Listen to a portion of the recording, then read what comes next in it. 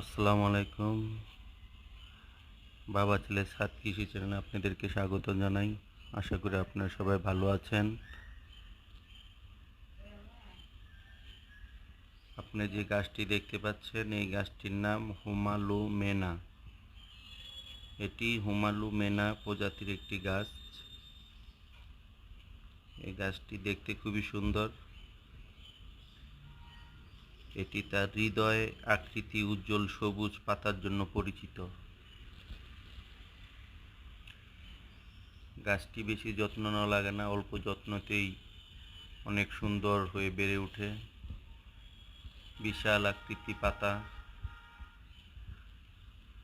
দেখলে মনটা জুড়িয়ে যায়।